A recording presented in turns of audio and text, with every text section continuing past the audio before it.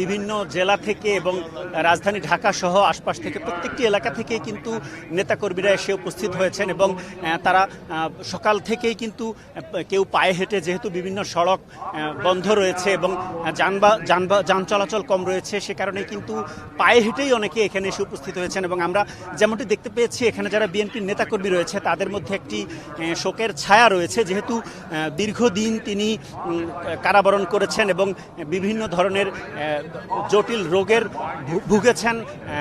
এভারকেয়ার হাসপাতালের আইসিইউতে ভর্তি ছিলেন এবং নেতাকর্মীদের প্রত্যাশা ছিল নির্বাচনকে সামনে রেখে হয়তোবা তিনি আবারও তাদের মাঝে সুস্থ হয়ে ফিরে আসবেন, নির্বাচনে অংশগ্রহণ করবেন। নোভা এলইডি টিভি, ঝকঝকে ছবি, নিখুঁত শব্দ, 5 বছরের ওয়ারেন্টি। নোভা মানি সঠিক মান, নিশ্চিত সেবা।